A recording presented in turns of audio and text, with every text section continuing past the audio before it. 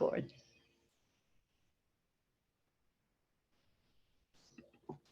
Hello, everyone. This is Lucy, your hostess, and today is Thursday. Today we have a pre-recorded interview with my guest, and it is going to be on StreamYard and also streamed to my profile, my Facebook group, and my YouTube channel. So if you are looking at the pre-recorded version, please tell us where you're from. You know how I love to know where everybody's from. As you well know, I'm here in Mexico, delighted to be here, and I love working from here. Also, the other thing, above this video, you will see StreamYard. It could be below. All right, click on StreamYard and let StreamYard use your name, okay, so that if you interact with us, if you want to comment, all right, we will see your name. And if you don't do that, you'll just come across as Facebook user, and then we won't know who you are. We do want to interact. And please feel free to ask questions, because when you do ask questions, my guest and I will get back with some answers for you for sure. Okay, and then if you just feel like reacting, then you know we love those hearts, and it helps the algorithm. So send us a lot of hearts. Okay, so let me see. I just want to talk to you about my guest. Actually, we have a few things in common.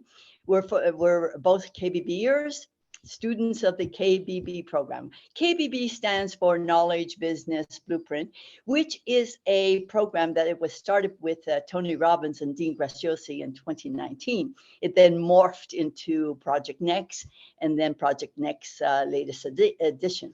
We're also both entrepreneurs, and we both are on a mission to impact a lot of people's lives. And the other sweet thing is we are both Canucks. We're both Quebecers. Now, my guest is from a more cosmopolitan city than mine. And so, and without any further ado, I want you to meet my guest today, Claudia Toadaba. How are you? Claudia, did I mispronounce your name? Yes. No. It's pretty good. Yes. Hi. How are you? Nice to be here. Thank you for being here. Now, I know how busy you are, so for to begin with, tell us where you're from, where you're coming in from right now. Right now, I'm in Montreal, but I was born in El Salvador. I came to Canada when I was 15. I moved with my parents. We were in Edmonton. We then went to Ottawa, and then I moved to Montreal. And Okay. I've been in Montreal for 20 years now, and So, I love it. So you got to Montreal when you were 15. So a lot of your education was in Montreal, right? Yeah. Yes. Okay. Now, it's really interesting because you and I are from different generations. When I grew up in Quebec City, which was like 300 miles or more from Montreal, women could not be attorneys, which you are an attorney, right? Or what? That was your former career, and we're going to talk about that. Women in my generation, the only aspiration they had was either to become a mom or a teacher or a nurse. And so things changed by the time you got to Montreal. And of course, being more of a cosmopolitan city, you had much more advantages than we did in my generation. So tell me, why law? Why did you want to become a lawyer? Why law? Actually, that was not the initial idea. The initial idea is, first, I didn't actually have an idea. My dad was an engineer. And he, because he wanted his kids to be scientists, I started with biochemistry. So I started with biochemistry, but then I did not see myself, in a lab, wearing a lab coat. So I don't know, I started looking for different careers, and somehow the advocacy aspect of law attracted my curiosity, and that's how I started with I decided to become a lawyer. But as you say, it was actually my background is from a Latin background, so I had my mother too, her aspiration was to be a mom. And I think that, that kind of, I saw my mom and I said, well, I have the opportunity to go further. So that's, I think I said to myself, you know what, I'm going to become a lawyer so I can make my mother proud, or my parents Right. proud.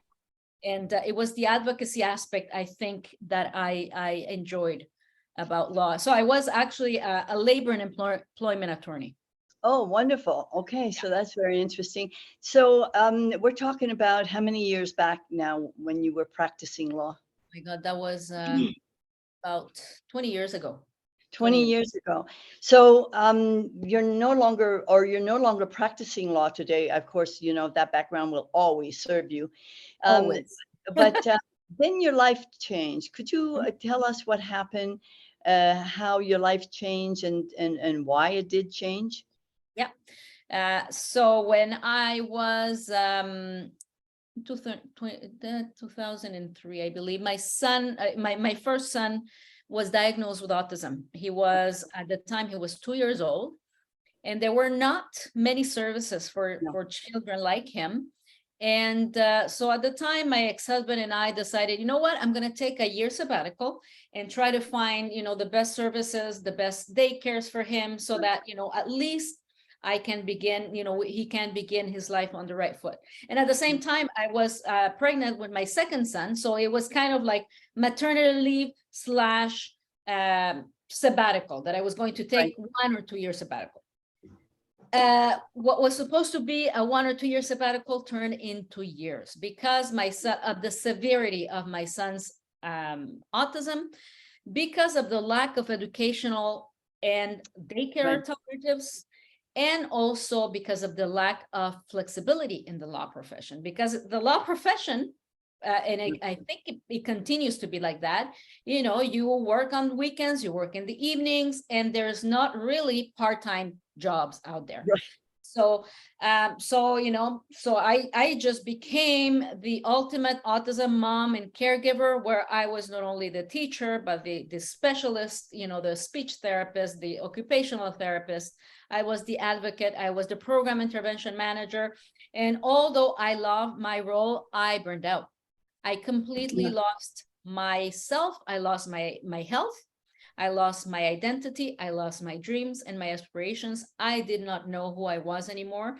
And, of course, I was going from one fire to the next on autopilot, completely living my life on autopilot.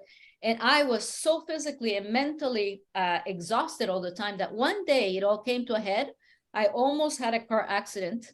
Wow. My son was in the back, and I fell asleep at the wheel. And thank God I was able to take the steering wheel, and that there were no incoming cars, because otherwise we could have both been killed. Now, this should have been a wake-up call, Right. but it was not a wake-up call, because I was so used to leading that life of chronic stress and burnout that I continue to have that life.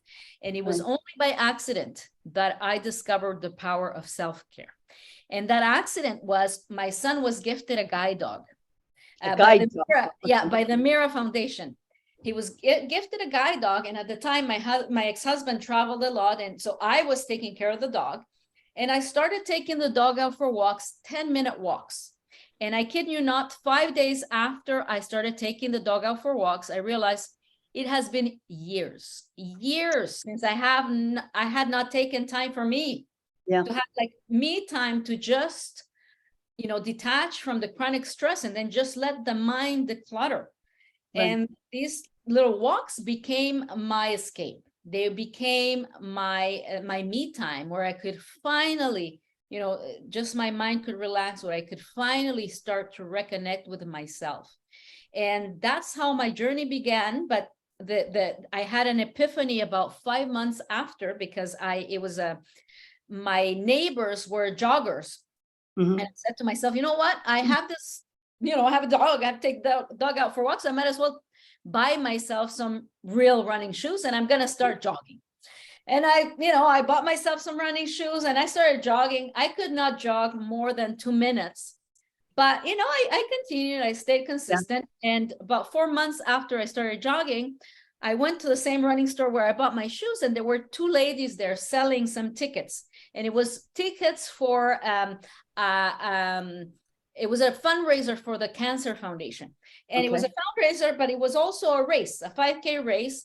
And I was going just to buy some tickets, you know, for the foundation, Event. Yeah. the event. And then something came over me, a sign from the universe telling me, register for that race. Register. So I registered. I could not run more than 2 kilometers, but it was a 5K race. But I said to myself, you know what? I'm going to register for the race. And I think the sign from the universe was, if she registers for a race, if she has a goal, she's going to stay consistent with this new habit that is walk and to jog, and she's getting her health back. So anyways, I registered for this race, and you know, I crossed the finish line, and I still remember that date. I still have Goosebumps. goosebumps when I think about it, because it was my 41st birthday. Wow. And I crossed the finish line of that 5K race. And that was the moment. That was the epiphany when I decided that enough was enough. Yeah. I needed to take charge. I needed to become responsible, take full responsibility of my physical, mental, and emotional well-being, so that I could have the endurance of taking care of my son long-term, because he's severely autistic. He's not going to be autonomous. He's not going to be able to go to school, to go to university, to marry. He's going to be with his family for the rest of his life. So I need to have the energy and the vitality and the mental strength to endure the marathon of chronic stress. And that's really the epiphany, the moment where everything changed, and I decided to take care of myself. Wow, you know, I love the story. The story is so inspiring. I want to know the name of that life-saving dog. Sika was her name. Yes. Wow. Yes. I wonder what the significance of that name is. I don't know. They gave us that beautiful. It was a beautiful black Labrador. Yeah. So, you know, she was both a savior for your son and for you also. Absolutely. Yeah. That's great. So, so today you are on a mission. And so your mission, from what I can understand, is to bring awareness, for one thing, to the very, you know, there's a discussion of the caregiver burnout.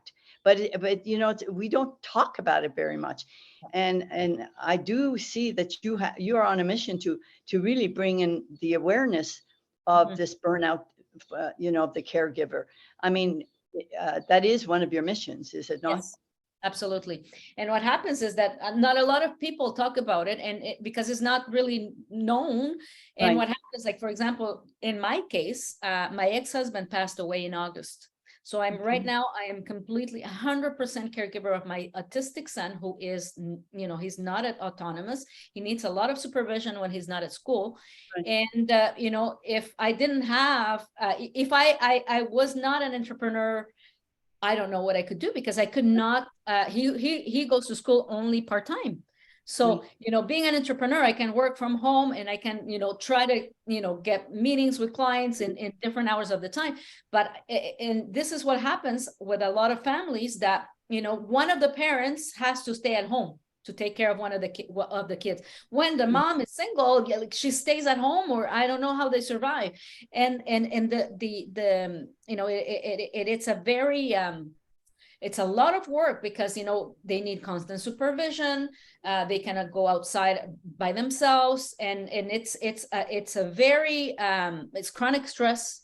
It's a life of chronic stress, and there's not a lot of services. And that's one of the reasons that I one of my missions is to bring awareness, because, you know, governments need to realize that this women, or this, you know, these families need support, whether it's respite services or more services for their kids, so that they can have some time for themselves to recharge, because otherwise they will not be able to endure. So how do you manage your chronic, I mean, the stress is chronic for sure. How do you manage burning out? Because you did get there, you did burn out. Oh, yes, yes. And I think that is the reason why I make it a priority to make self-care non-negotiable, because I know how it felt to be that disempowered state that I do not want to get back. And I, you know, self-care is a non-negotiable for me, and self-care can be anything. I mean, it's for example, you know, going on a 10-minute walk. That's how my life transform. So Change. Yeah. really having time for you to do something that is only for you, that you do on your time, Right. whether it's meditation, whether it's going for a walk, whether it's taking a bath, whether it's reading a book, but having some time for you to detach from work, to detach from motherhood, just for you, so that you can really reconnect with yourself and to who you really are at your core. Because I know what losing an identity is, and I Right. I don't want to go back. So I have my well-oiled routine, but I mean, even myself, I have that routine. But last year was a very stressful year. I sold my house. My ex-husband passed away. I had surgery. So even though I have this well-oiled routine, I know I have to make sure that I keep that routine even when Right. times are tough, It's because imperative. otherwise, Yeah. yes, it's imperative. So it's like a non-negotiable. Absolutely. And it's a mindset too. But even, and I know, and I know the challenge and the stress that you went through, but and I can identify that a mindset is so important. My Yes, mindset, if I don't get myself into peak state every morning, absolutely. my day is not, it's not Mhm. smooth. It Exactly. can be chaotic. Yes. So it's a way of life, really. I Mhm. mean, and Yeah. so it's even more so for someone like you who's challenged with an autistic son, Mhm. or busy moms. I mean, Mhm. I think mom is sainthood as far as I'm concerned. Mhm. Really, Mhm. you're making your way to heaven right here on earth.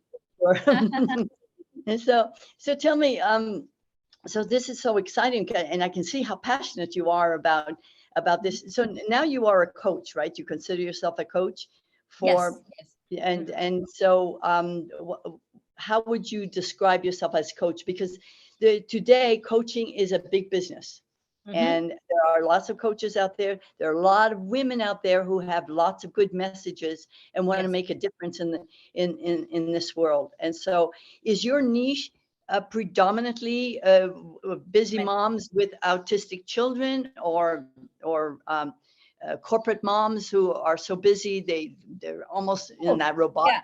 Yeah. mode? Both. It's really about, yeah. It's corporate moms who are wearing Mhm. multiple hats, but also, yes, women who are. I would say that my niche now, it's really, yeah, it's female leaders, whether it's corporate or whether it's business women, who are wearing multiple hats, which whether it can be motherhood, whether Yeah, it's special needs motherhood, yeah, or whether it's caregiving. yeah. Because caregiving, it's not It's only to big. your child. Caregiving, it could be to your elderly parents, to your Yes, disabled brother. yeah, So that also, it's another layer of. So it's really, burnout prevention and holistic wellness. I would say that I'm a burnout prevention coach, but really what I do, it's health and life transformation, because that is what I went through, health transformation, but also life transformation, incorporating daily non-negotiable habits that are going to ensure that you are physically, mentally, and emotionally empowered every single day, so that you can show up powerfully for all your roles, not right. only as a mom, but also as as a businesswoman or as a corporate leader. But it's really my tagline is non-negotiable self-care, non-negotiable Non-negotiable self. habits. Yeah. Yeah, non-negotiable habits, and that your self-care is your superpower to thrive. But really, you could be talking to every man and every Anybody, yeah, woman on this exactly. earth. I mean, really, we Yes, all need to, because if we don't absolutely. take care of ourselves, we can't take care of anybody else. You know Anybody, that. Yeah. absolutely. It's Yes. the old put your mask on first and then put Mhm. the mask on your child next, like Exactly. the Yeah, airlines your own, teach yeah. us. Exactly. Fill your cup. Yeah. So Mhm. tell me, is your coaching usually done one-on-one, or do you coach groups, or how do you Yeah, go right about now it's one-on-one, but I am currently working on a group coaching program that is going to be based on my journal, on the journal that well, last year in July, I published a journal, the Self-Reflection Journal and Self-Care Planner for the Super Busy Mom. Well, And let then, me see that. yeah. Could you see? Yeah. Okay, I just wanted to let you know, folks, that Claudia is an author of several books, and this is your latest, is it not? Self-Reflection Journal and Self-Care Planner for the Super Busy Mom. Yes. And so this And is where can we find that? And where can Amazon. This is my first book, which is my memoir. Okay. From Burnout to Unstoppable. So if you want to become unstoppable, that's also in Amazon. And then my latest is a version of the self-care plan, but this one is for the badass autism mom. So you can see, folks, you could be as busy as you can be, and you can be an author too, not just a coach. You can be an author, and also you're very engaged in speaking on stages, are you not? Yes, I am. Yeah. Also, get into that. Because of because I'm an author, I guess it's people they come to me and they want me to talk on stages. Yeah, I was in Paris in March and I did 2 talks. Yeah. So you were able to do it in French. How wonderful is that? Yeah, well, I did one in French and another one in English. Yeah. Wonderful. Yeah. So tell me what's next for you, Claudia. I mean, you are a busy mom. You're an author. You're doing group coaching. What's next? What's your big dream? My big dream is yes, to get into really doing group coaching so that I can impact more women, and to eventually do retreats in my new property that I'm visualizing, that I'm manifesting. I'd like to get myself a property in Costa Rica, where I want to do retreats, stress management and women's empowerment retreats for busy women in general, but also, a specific one for, my caregivers. And, if I can do it for free, because I know that a lot of them, a lot of them are stay-at-home moms. And, if I could fly them over and do a free retreat once a year for this caregiver moms, like that would be my dream. That would be really my dream. How can those busy moms get away for a retreat? They would have to, they would have to set boundaries. One of the things that I tell my mothers, set boundaries and do not hesitate to ask for help. To partners or family members, because it is essential that they get away from that. Very often people forget that there is asking for help, and that it's okay. It's part of the self-care. Absolutely. Yeah. It is absolutely. Yeah. It's one of the things that I tell them, like, do not hesitate to ask for help. Because people think that they look weak if they ask for help, but it's not. No, it's not. Absolutely. Well, that's a wonderful dream, and I just love that. It comes to my mind, a lot of my audience are KBBers and Project Nexers, and so I have some members in my group alone that are struggling. I mean, they join the course at Project Next, especially because the KBB was 2019, and so these people know that they have a message. They know that they're meant for so much more, but they get stuck somehow. They're afraid to move on. Do you have any special kind of message for that person who can't seem to, to move forward with? I mean, they made that step. They bought that course. No, but I agree. I was stuck myself too, and I think that we have to realize that, it's not enough to just build a course. No, it's not. You have to sell it. You need to do marketing and all that. But I think one of the things that, if they have that message, if they know that they can help someone, don't hesitate to start coaching for free, because that is going to give you testimonials, and that's going to start the ball rolling and the momentum going. Because if you do the course and then you just sit there, sales are not going to come. So it's really have to go and to actually get people to be interested in you. You need testimonials. Absolutely. And you need to brand yourself. Thank you for mentioning that, because my team and I, you know, we have a launch lab program, academy, where we teach people how to brand themselves, how to brand their business, how to launch on Facebook organically. But getting them there is really the challenge. You know, those who, you know, because you don't need a course. You and I No, discussed this. You know, the first time not at with all. KBBers, we thought, oh, we had Yeah. to come up with a course. I lost 6 months doing a course. I never used I it. agree. I And never sold it. it's you know, I wouldn't say a waste of time No, it because was a I good learned a lot, experience. but it kind Oh, of, you know, if you're in momentum, it kind of slows you down because you yeah. think, oh, you have to film and you have to do this and this and this all for the course. But then the course just by itself, it does not sell itself. No, you can't just put it up. It's like putting the, you know, it's on any platform. You put your book on a platform, or like, for example, mastermind.com, and nobody knows about it. Nobody Yeah, knows about you. You have to market. You exactly. have to market Exactly. yourself. You have to brand Yourself. yourself. And you're right. You start with the power of one. You start, you know, that's a great advice. Just start, you know, coaching one person, Yeah.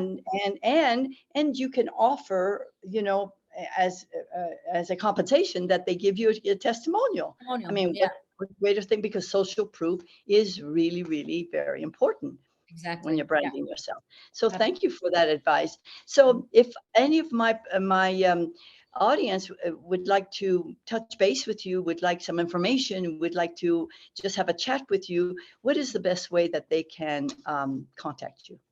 Well, they can follow me on Facebook. I'm on my Facebook profile. I have a Facebook page called the Unstoppable Mom Project.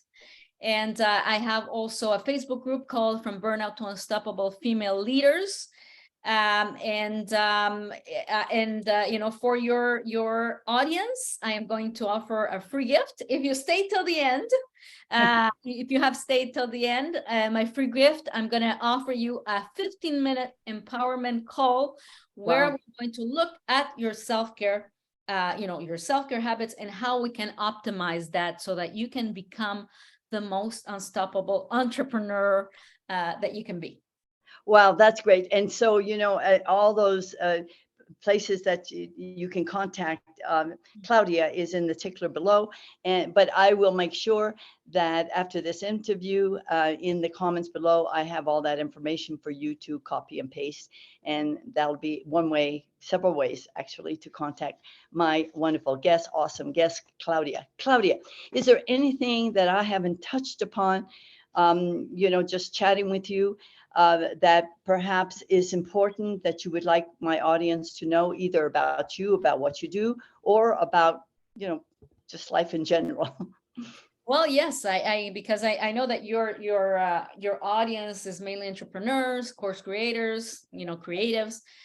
You know, I just want to remind you that you need to take care of yourself. You know, my mantra, self-care is non-negotiable, because entrepreneurship is stressful, because, you know, there are so many things that we have to look at, you know, building the course and then, you know, marketing and sales, et cetera, et cetera. So it really can take a toll, you know, having had, you know, having had burnout myself before, and no, sometimes I can tell you that there are so many things that we have to look at, that we really need to center ourselves, have some time for ourselves so that we can find, you know, reconnect with ourselves and really focus on, you know, who we are at our core and what matters to us most. Because sometimes so many things going on that we really, you know, daily, we need to have like a routine, a self-care routine, or a morning routine, evening routine, you know, where you can empower yourself physically, mentally, and emotionally, so that you can reconnect with yourself and stay empowered. Because it's very easy to lose ourselves, you know, in entrepreneurship, because it's a lot of work. So you heard it from Claudia, folks. Self-care is non-negotiable. Non-negotiable, that's it. All right, so you do have to take care of yourself. And because, excuse me, and because you've stayed till the end, we have a special gift. And so you can message Claudia and just put gift in your message, and she will make sure that you get her special gift. Yes. Okay. Send me a DM. You can send me a DM. I'm on Facebook. You can friend me, and then, you know, send me a DM. And did we talk about your special gift? for people who? So the special gift, well, it's the 15-minute call. Okay, the 15-minute call. Oh, absolutely. Yeah. And I also have, like, if you come to the call, I have a gift as well, because I have the 7 self-care habits that transform my life. So I have a little PDF, easy to read PDF, but that you can keep it for yourself, and that you can remind yourself what are easy to implement self-care habits for your day, so that you can have like an easy to implement routine that you can do every single day. So that could be your part of your daily mindset. Thank you exactly. So thank you so very much, Claudia. Thank you. I know how busy you are as a mom, and I know how busy you are as an entrepreneur, and you're doing wonderful things. And thank you for impacting so many people's lives and for being here with us today. I so appreciate you. Thank you for having me. It was a pleasure and a privilege. Thank you. And to my audience, thank you for being here. And just remember, self-care is non-negotiable. Also, if you are a person, a course creator, an entrepreneur, a coach, and you need help with branding yourself, all right, and launching your own business, then contact me and I will make sure to give you all the details to help you get there. Okay, bye for now. Bye. Thank you, Claudia, and we'll talk soon. Bye. Bye, everybody. Ciao.